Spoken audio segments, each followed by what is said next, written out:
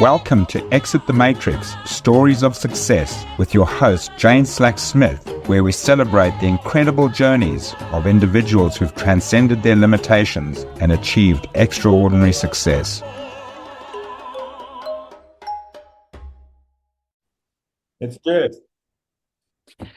Hello and welcome back to Exit the Matrix with me. Now, as you know, in this book writing experiment, I've decided to do things a little bit differently. Rather than writing the book and publishing it in a year's time and telling you we've got the latest information for you to hear, which is actually years old, I'm now researching the book live and I'm getting to chat to, quite frankly, some of the most amazing people in the world that I have had the opportunity to either work with or be introduced to. And I have to say, I am so excited today because I'm introducing to you my personal mentor who I've been working with one-on-one for the last 4 years, and someone who's completely changed the trajectory of my life. But it's not about me, it's about him today. So welcome, William Whitecloud. Hey, thanks for the introduction and thanks for having me on your very, very interesting project here. What a creative way to write a book, huh? Yeah. Well, you know what? I've Instead lost of the just attachment. slogging it away, instead of just slogging away at in a linear fashion, to do it in just such a, different way and very energizing way. And yeah, I think it's very inspiring kind of approach, right? So well done. Well, And you've written two I books. admire you because of that very reason of your innovation and your inspiration. There you go. And I didn't write that like you write. I just sat down slogging away at it and in the dark. But anyway, here we are, and thanks for having me.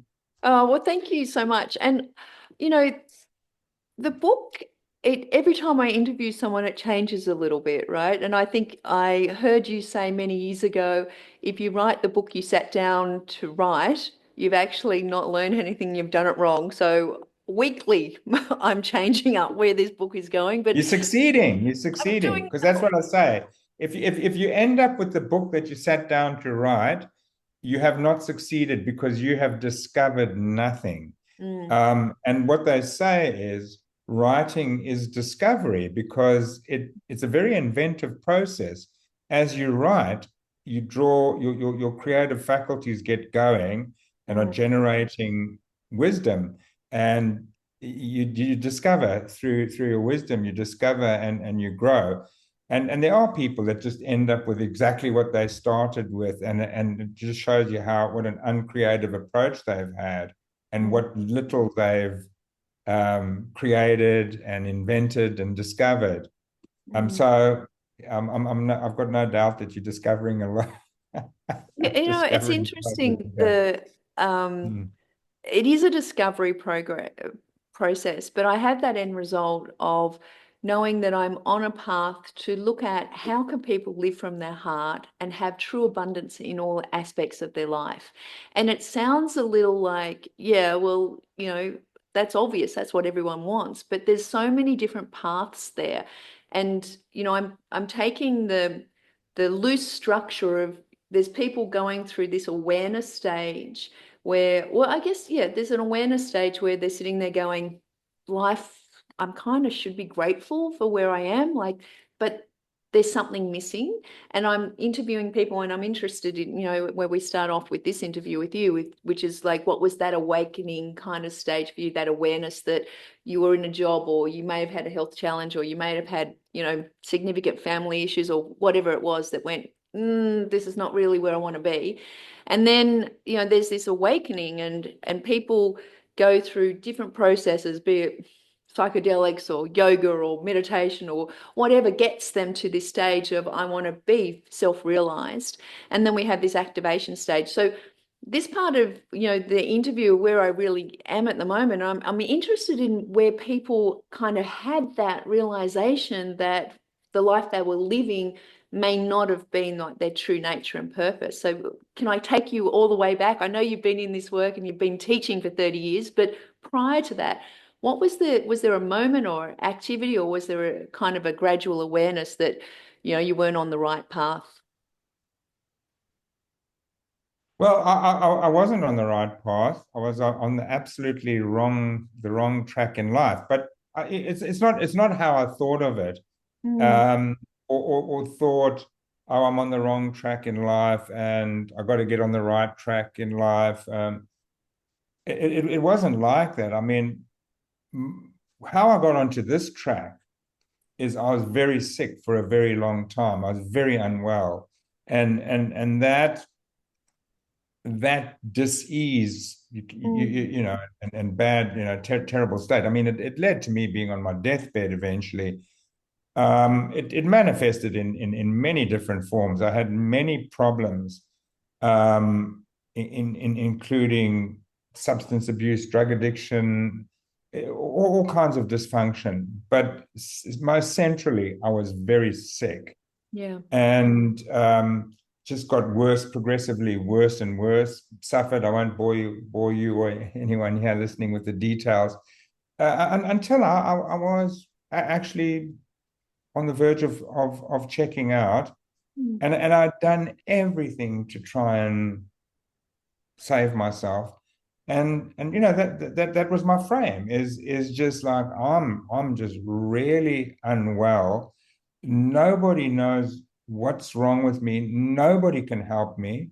I'd seen everybody in the world, I think, professors, natural healers, just, you know, the psychiatrists, the full spectrum of medical, alternative, everything, and done everything that everybody said, and just progressively got worse till I was on my deathbed. And as I say, that was my frame. I was just in a bad way, trying to figure out, you know, what I had to do to stay alive, right? And then right at the end, I met someone in a park. I mean, it was a day where I just had enough energy to drag myself out and go and sit on a bench in a park. And a stranger, a complete stranger, sat next to me, started a conversation with me, which I didn't want. I just wanted to be left alone. But this person forced a conversation on me, got it out of me that I was, you know, very ill and whatever, asked me a few questions, and then really annoyed me by saying they knew what was wrong with me, because I'd been to everybody, every professional, and they weren't that, right? Um, but they said, oh, they knew what was wrong with me. And then it was a young man, and when he told me that he knew what was wrong with me, that he had had what I had, and he told me his experience. When he told me his experience, I knew he had, because he described the condition and the progression and the symptoms and everything. He could predict. He said, I bet you you've been doing drugs. I bet you're on this. I bet you're doing this. I bet you've been through this. I bet you that. Yeah. How do you know? It says, yeah, it's me too. Exactly. And so then I just knew he had it. But here he was, not dying. He was very well, fit, young. In fact, he was a fitness trainer, you know, a gym trainer, a very strong, athletic, fit young guy. And you know, I said, yeah, no, I've had what you had. And it's very easy to cure. You know, wow, that's amazing. And I'm sure Because you were this doubting guy that. really has had it. Yeah. I knew. And Yeah. he's healed himself. And so I'm very interested now. It's like, he goes, yeah, it's very easy. I said, really? So what must I do? What is it? And he said, well, you must stop doing everything you're doing now and everything that they're telling you, and, you know, all the regimens you're on now, and just cut it out. And what you must start doing, because I know you've stopped all of it, but you must get back on red meat. You must start eating protein, meat, animal protein. You must start drinking wine. You must start having a coffee or two every day, and you must start smoking. Not like a pack a day kind of smoking, but just You must have a few cigarettes and get some nicotine in you. You must get some caffeine in you. You must get some protein in you, and you must get some alcohol in you. And I was really excited before that, but then when he told me that, I was really, now unexcited. I was very depressed and despondent. Like, that's the cure. That's it. Simple. That's what everybody told me is killing me. And then I'm off all of that stuff, and I've been keeping clean as I can. And now you're telling me to do that. It's like signing a death warrant, right? It's like going in front of a firing squad. But as confronted as I was by when he first told me what it was, he assured me that it's a fact that this was going to do it. And so I did. I went, what the hell? I mean, I'm checking out anyway. I mean, I was having deathbed counseling at the time. I was going, what have I got to lose? So I did. And I bounced back in no time. I was like, boom. And I mean, I was in really bad shape, and it took me a while to put the weight back on. I had sores all over me, and it took a while for the sores to heal and the weight to be, gain back. But my mental faculties and everything just came back. I could remember again. I'd lost my memory. I had tension headaches. They went. I was clear. I had energy, even though I was a skinny little thing. I had energy, and I was back. I was just completely back. So it's a long story, right? But the thing about it was very profound for me. Like because I had no way out except death. A coffin was going to be my way out. There's no doubt about it. And I just had no way out. And then I found a way out, like just miraculously found this way out with this crazy prescription, And the thing about it had a really profound effect on me. But I never, ever, for 1 minute, ever after that went, wow, alcohol, hey? Wow, caffeine, nicotine, red meat, wow. Those are really, powerful healing properties. I never believed in the sort of efficacy of those properties. I just didn't buy it. There's something that dawned on me, which I'd never heard from outside of myself ever. I'd never been in personal development or spiritual development or nothing. I'd never been to workshops or nothing. But what dawned on me, it was a self-realization, is that there must be some way that my focus creates my reality. There must be some way that what goes for me in life is a result of the way I focus. Is depends on focus, because I had just been so focused on at the very beginning not being sick and not losing my job, and then not losing money, and then not losing my sanity, and then not losing my life, and not losing, and I was hanging on to everything that I could, hang on, and then I'd lose it, and then I'd have one more thing to hang on to. And if it was like my marriage, right, and then it was like, then I lost that, and then it was like, wow, and just losing one thing after another that I'm hanging on to, just desperately avoiding the loss of whatever I had, and desperately not wanting to be ill, not wanting to lose, and not wanting to die, and the more energy I put into that, the more it happened, the more it intensified, the worse it got. And then I clicked, it's like, what it was at the end when that guy said that to me, it was like a kind of a permission to just go, what the hell? Screw that. Do you think it's because you were at the end? Like you'd lost everything. Like all you had left was your life, and then you're on the end. It was two things. It was two things. And both are equally important. One was I had nothing to lose, but the other one, I think if I had nothing to lose on its own, wouldn't have done it. It's that I believed this person. I believed them. I believed them because they understood my problem, and that's a very powerful thing. When a person has a problem, and you understand their problem,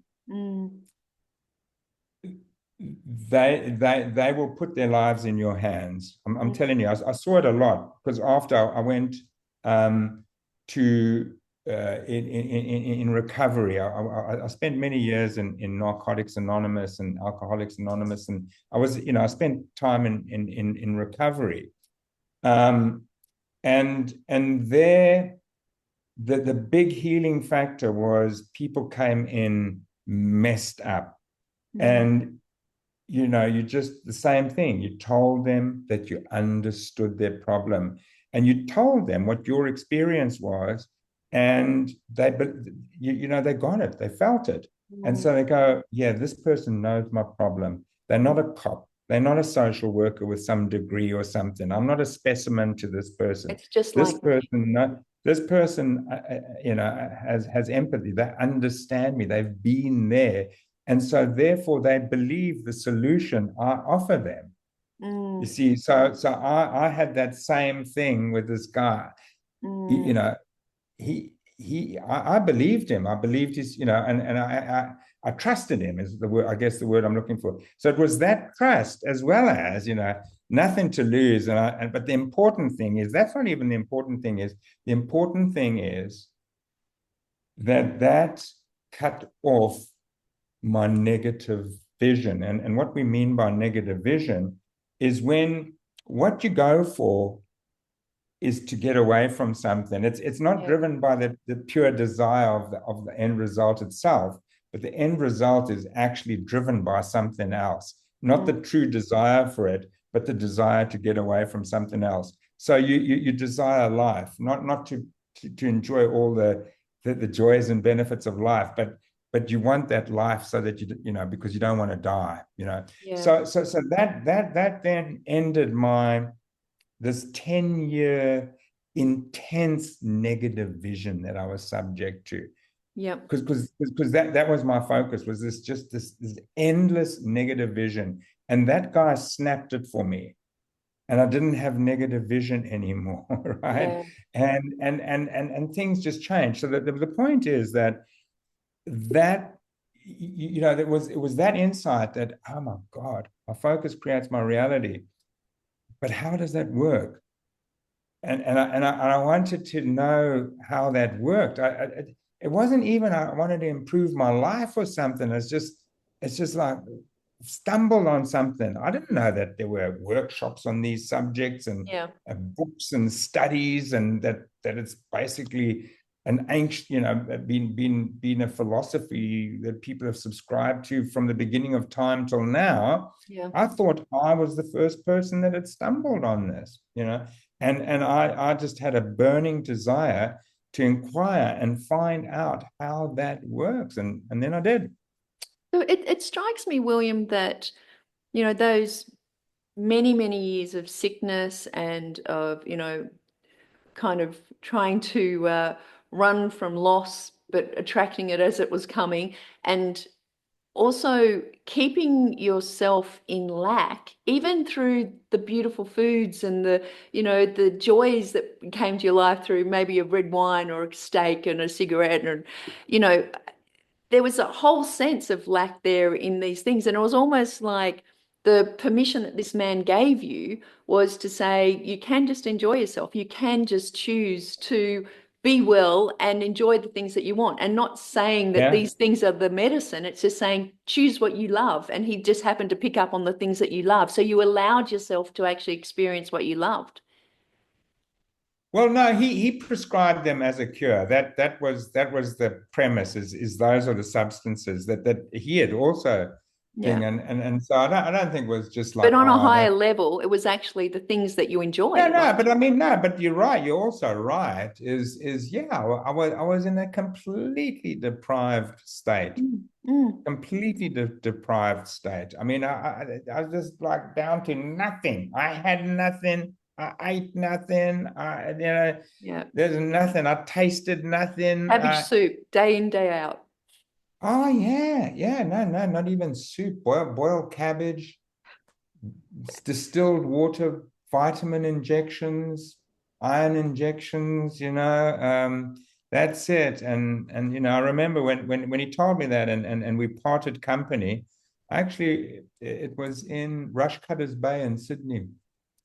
And I went up to I went up towards the King's Cross up there and just came across the first row of restaurants and just went into a restaurant because it was actually around about lunchtime. And I was a mess, I was just like, yeah, just like a complete mess. But I had a wallet on me and I went into a restaurant. And it was still the days you could smoke in a restaurant. I think maybe in a smoking section, but you could. And you could buy cigarettes in a restaurant. And I ordered a packet of cigarettes, a coffee, a glass of wine, and a steak. And I had all of them at once. I was just, but I was better. And I've never had a relapse of that or anything.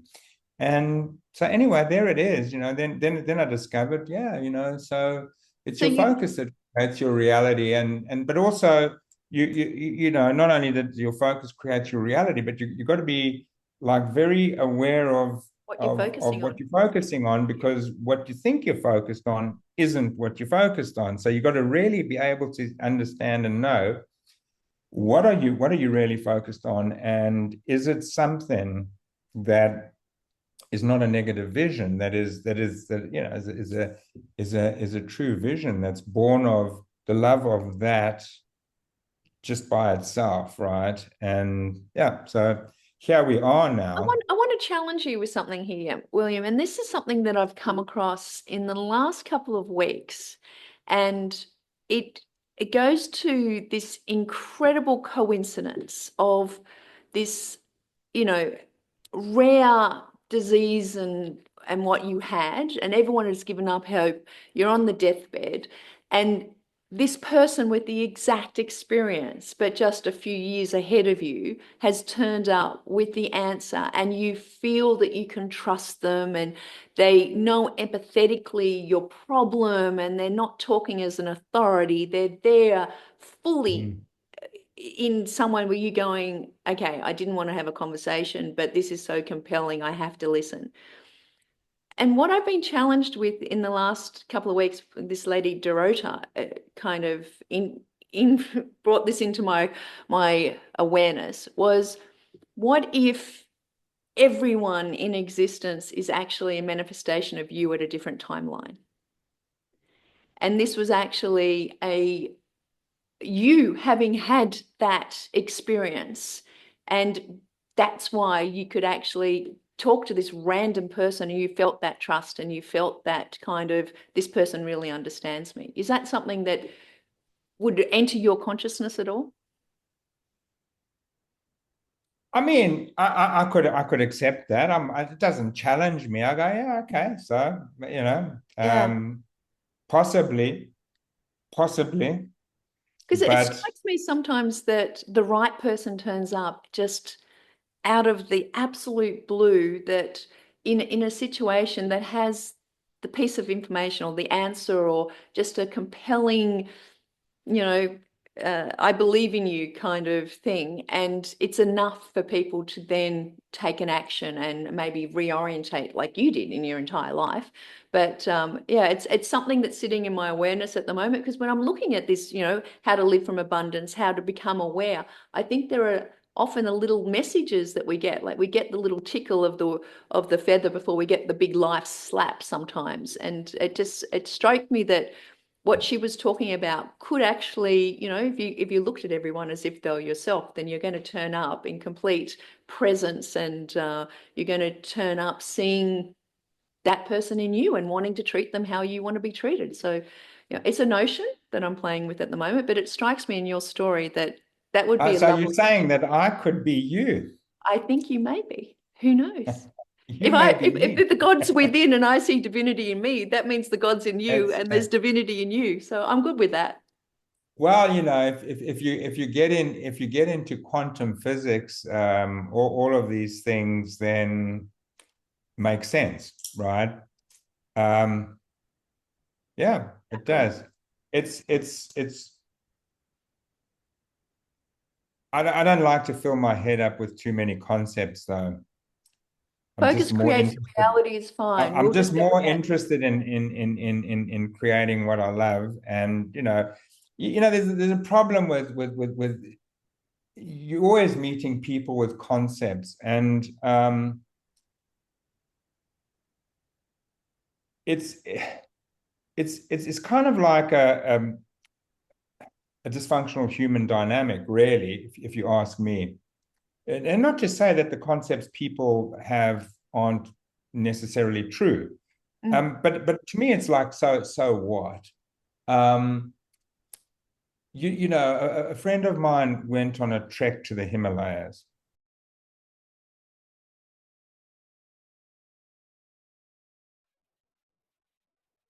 So, just a quick message. I hope you're enjoying this podcast bonus session.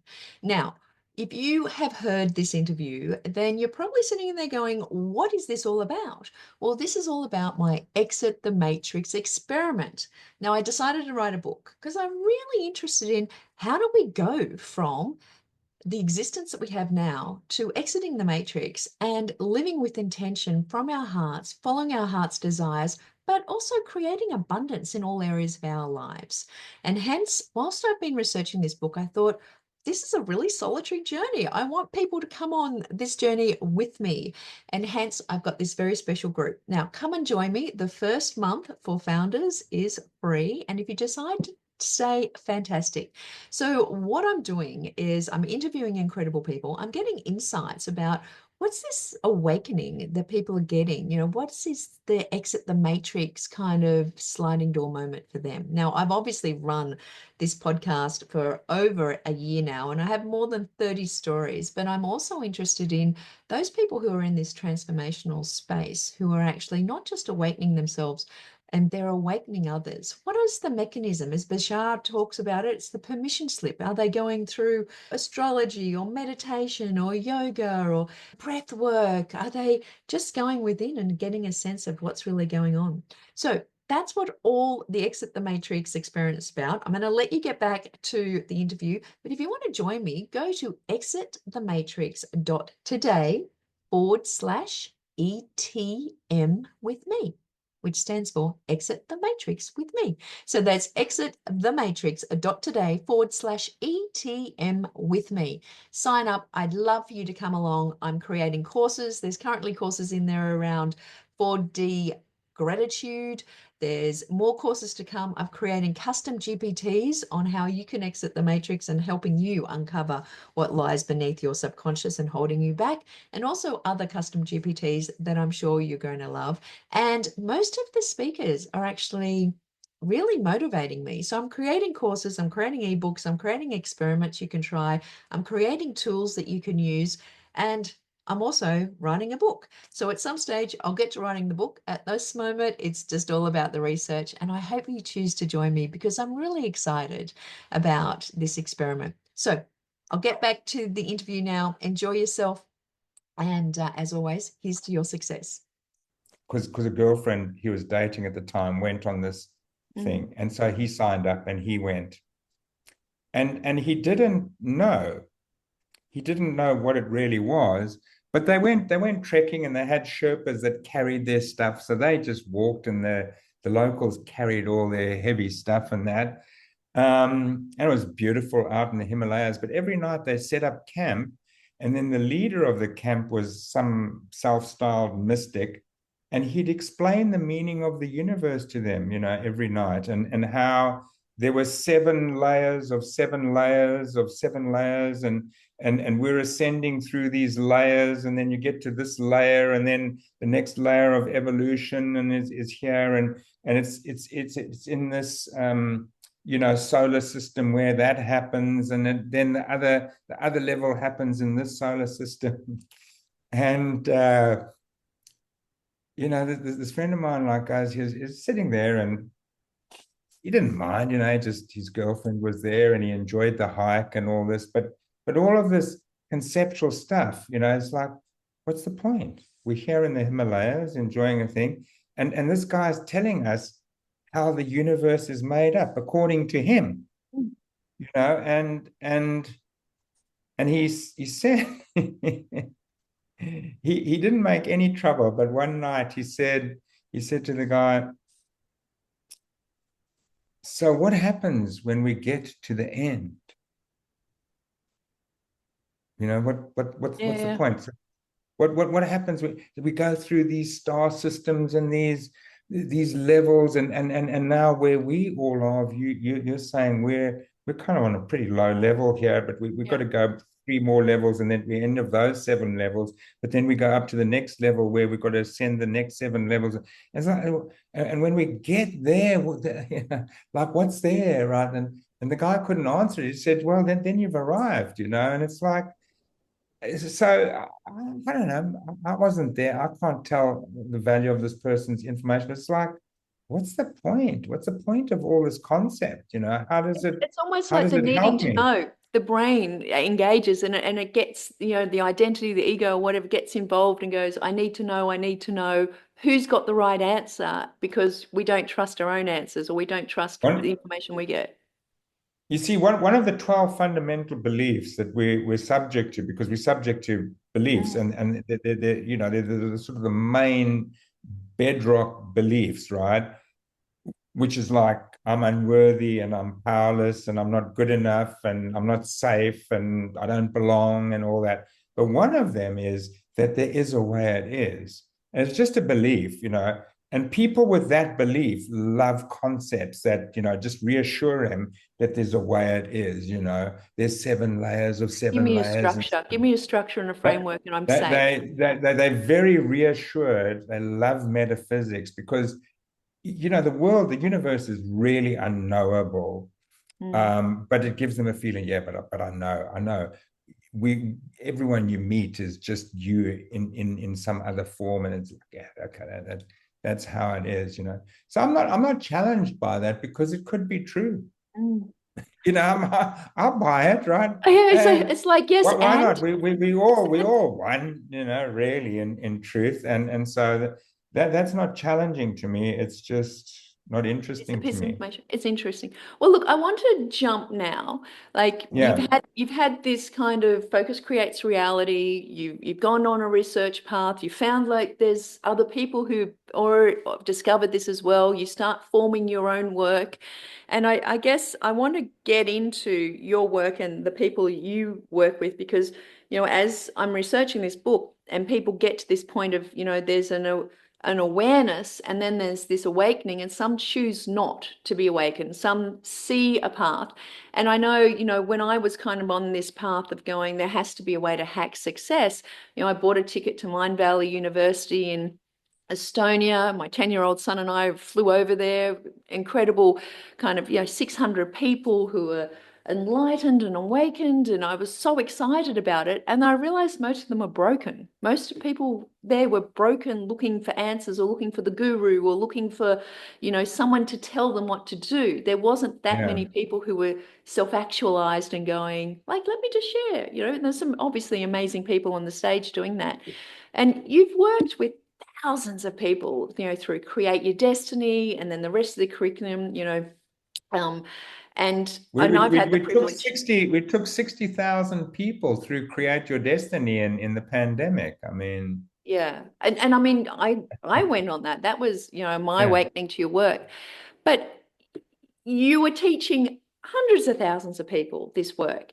And you see that point. I'm interested in that point where people either get to choose to realize that they create their own reality, or they choose to go back to the farm where it's safe.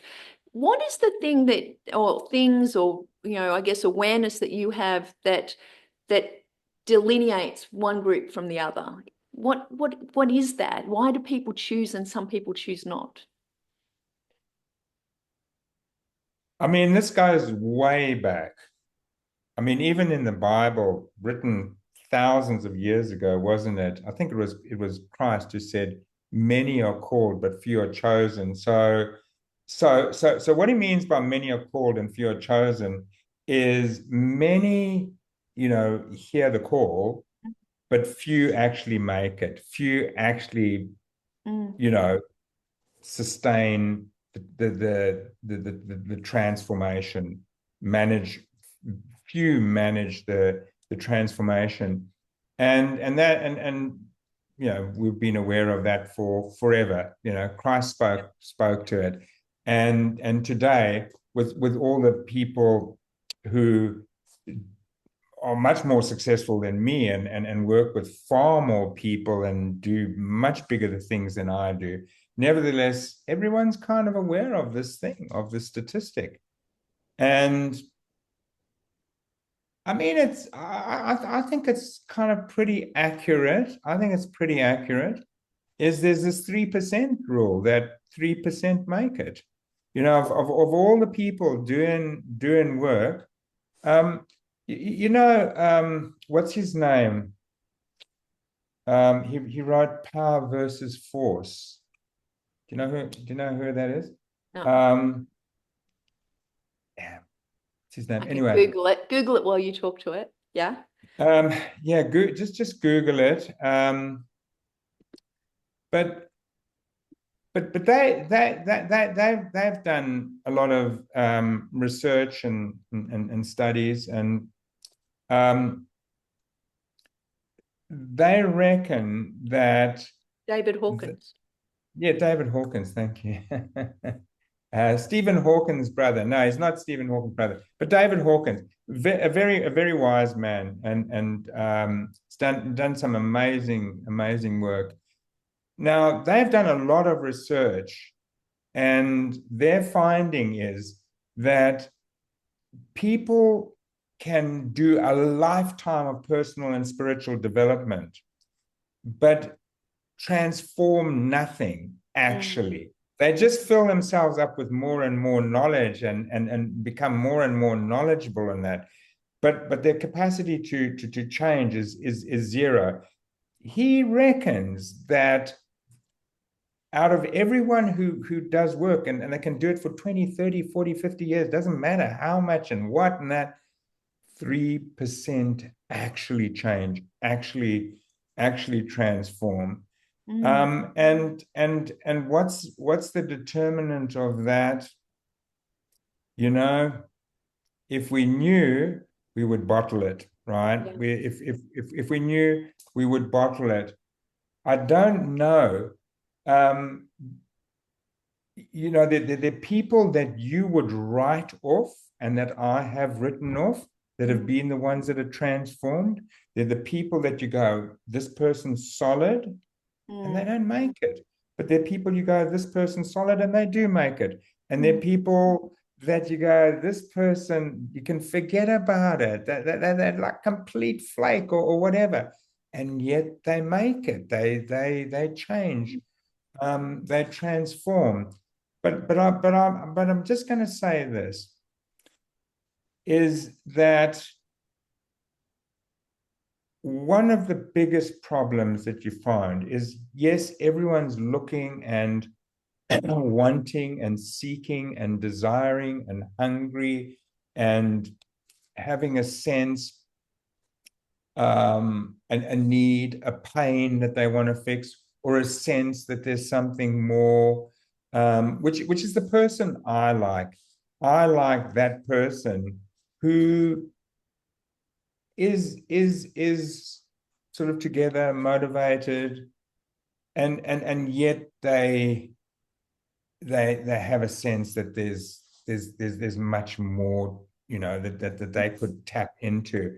It's like if you're a good tennis player, and that for you to go to the serious level, you're going to need to go and get coached and go to camps and train and get coached and all that. And that some work will take you there, and you got to do that work, right? Yeah. And so there are people that are in all of this that are like that, and they're the ones that I like. They go, yeah, I'm pretty, up and running in life, but I'm like that tennis player. I know I got to go. I got to go to do that camp and get coached and get a coach and really be trained up to my optimal level. But as I say, they're those people seeking to escape pain. They're just searchers. I think so. There's not one type that will make it more than another type. But I will say this is the biggest problem you're going to find is non-application of what is learned. And yet, when there is an application, when someone learns something and they actually, as best they can, apply it, if it's good stuff, and I believe like what we have is really good. So if a person, not only learns it, but then applies it, they're going to succeed. And often there is this thing, I think, as we all know, everyone kind of knows it, right? Beginner's luck. You actually punch above your weight to start with. You learn it, you try it, and you actually have more success than you should have with it, right? But you have, and encourages you, right? People that encourages people to to lean into it more, learn more, apply it more, and that is a really big determinant. If a person is going to, I don't know, as I said, I don't know what it is that why many are called but few are chosen. But it's as old as humans themselves, right? That reality. And I don't know what it is, because you can't pick a type. You can't say, oh, that personality type will do better than that personality type, and that person and this person, this. But I just will say what I've said already is that certainly if what is learned is applied, then that gives a person a really good chance of keeping keeping going, And I think, I mean, you talk about that, you learn it, you apply it, you succeed, and this spiral goes upward. That success carries you forward. You keep learning, you keep learning. And, for me personally, I kind of learn, apply, succeed, and then I train in it, which allows me to actually almost concretize the information and go, okay, now the next step. But one of the things, having taught tens of thousands of people in property investing, was I found that, I don't know if I can draw this, but there's a relationship, I think, between knowledge and action. And if I just draw this comfortably here, and I've got, knowledge here or wisdom or whatever, and up here I've got action. There's people that have a lot of knowledge and they're jumping in really quickly without putting a lot of thought into it. And they're basically failing. They're the ones like, I'm into crypto, now I'm into NFTs, now I'm into this, and now I'm like, they jump. And there's people over here that have got no knowledge and have got no action, and they're just the naysayers. So they're people who are going to bring you down.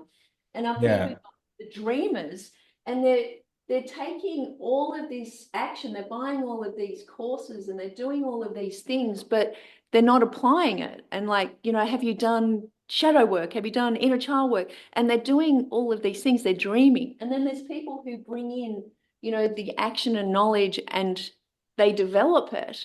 And I guess in my experience in teaching thousands in the property investing, it was those that took the knowledge and applied it and took the action that were the ones that I liked working with, because they weren't the dreamers that were just jumping onto the next thing. They weren't the people who were taking action without any real knowledge. And they weren't the people who were just sitting there that were just like being the naysayers. It was people who were doing that. And You know, if we were going to pull anything out, it was the fact that give it a crack, I guess, give everything a crack and apply it and see what happens. Yeah. Yeah, no, you got to apply it.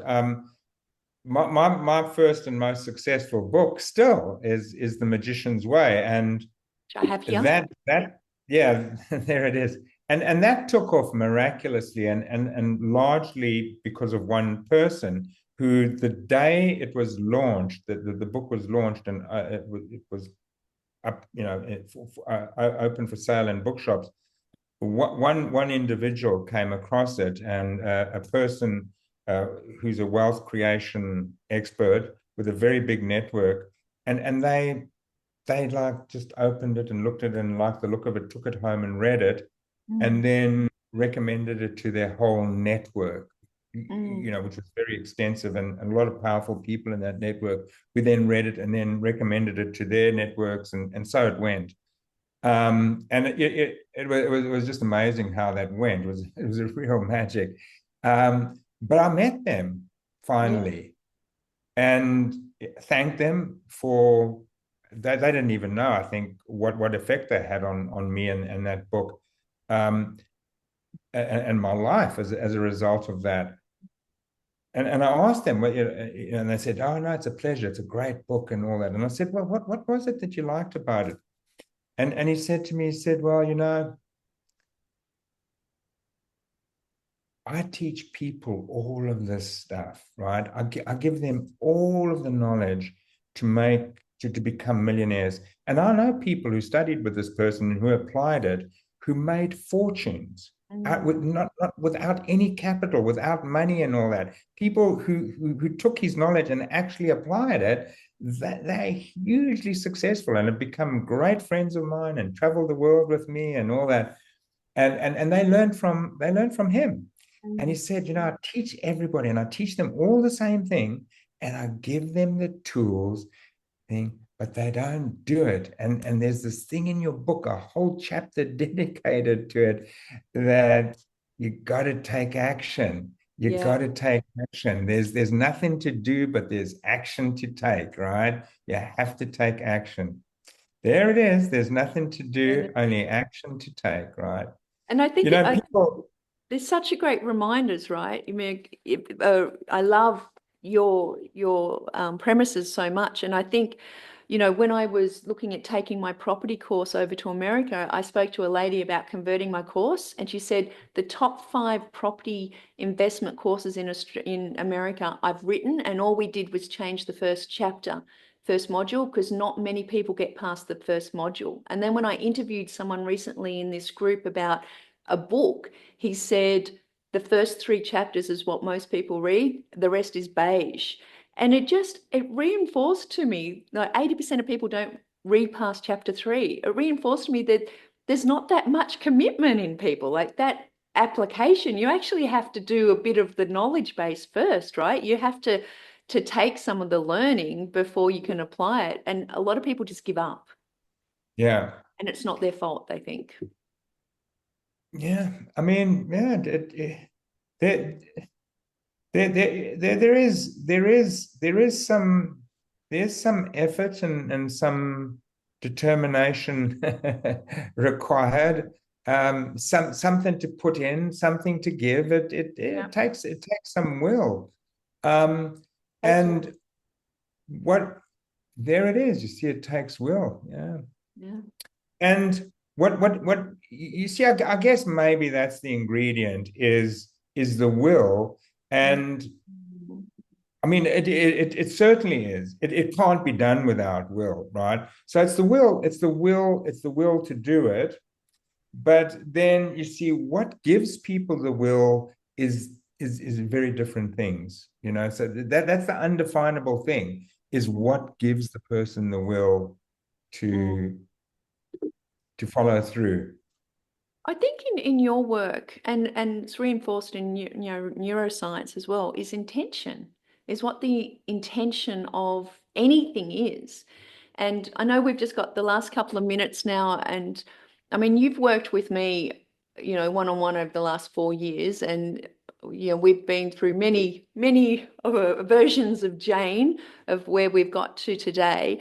And just on a personal experience, I was looking back on some of the experiences that I've had and revelations, and every 6 months we kind of choose a new orientation of what I'm concentrating on.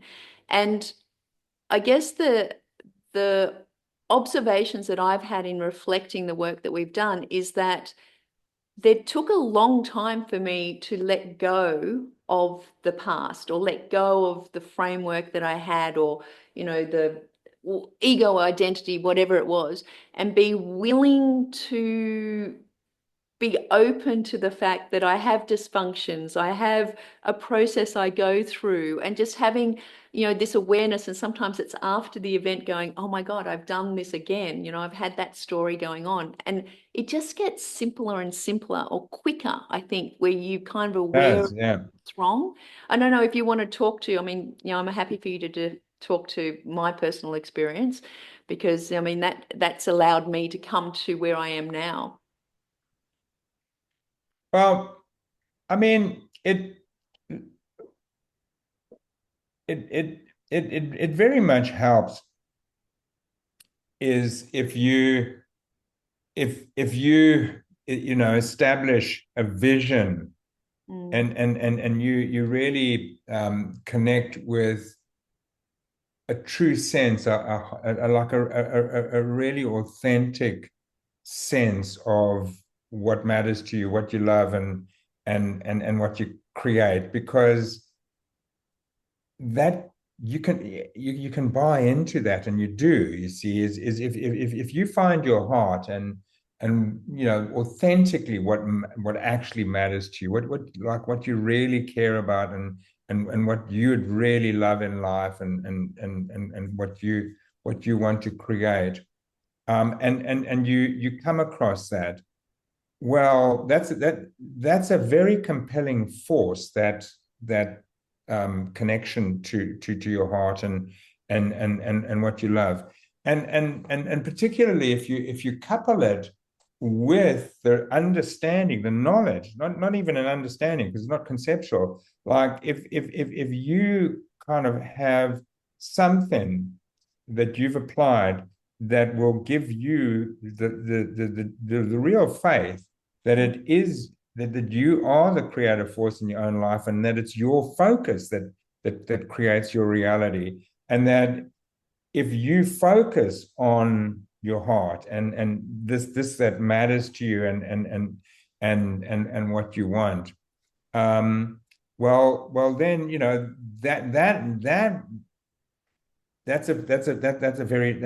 that's quite a powerful, compelling force. And I think that's what knowing you, and knowing you and observing you in what you create. That's what it's been, is a recognition of what it really is that matters, and that you want to create, and that you want to contribute, and a sharper sense, because you've already been a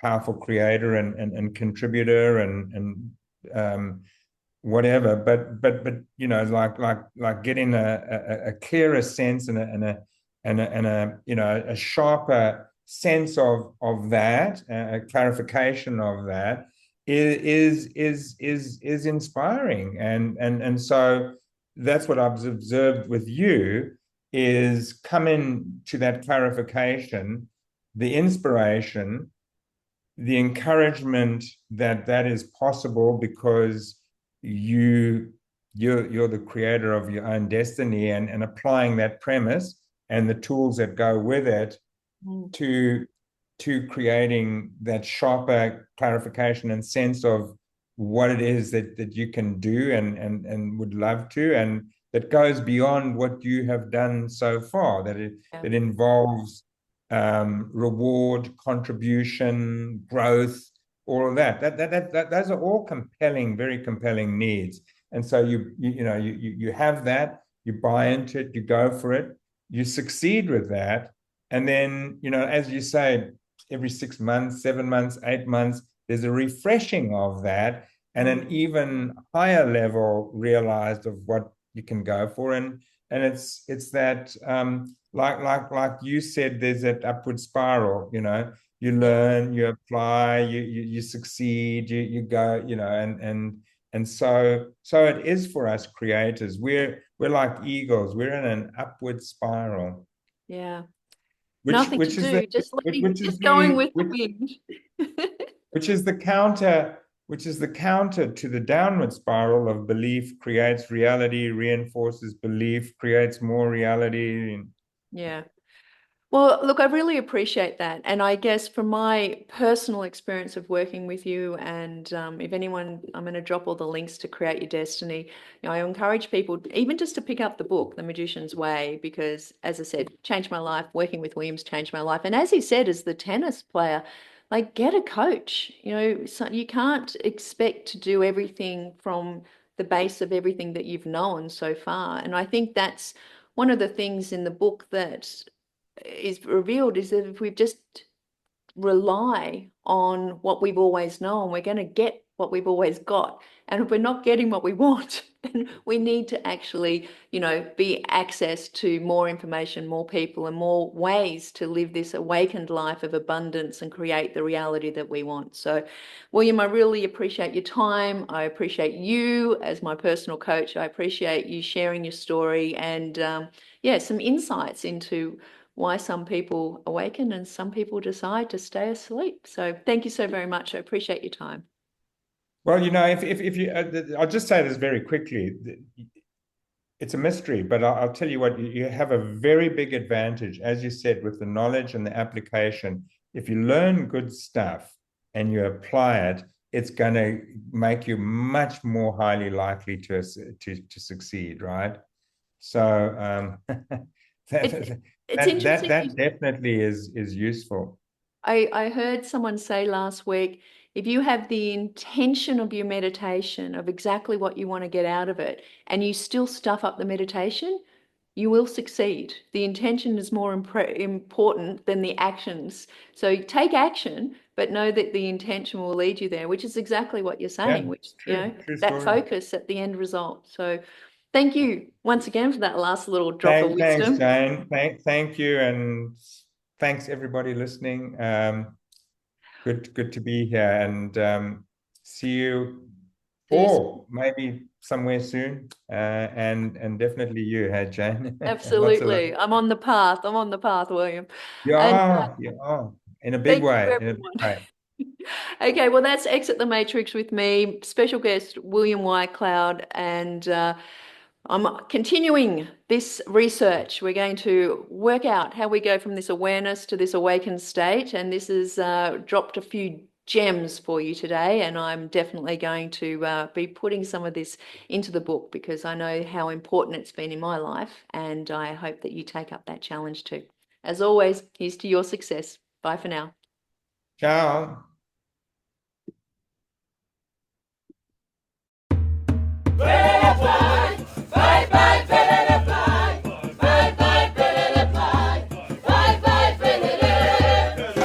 Thank you for listening to Exit the Matrix, Stories of Success. Make sure you subscribe to future episodes at www.exitthematrix.io. Until next time, here's to your success.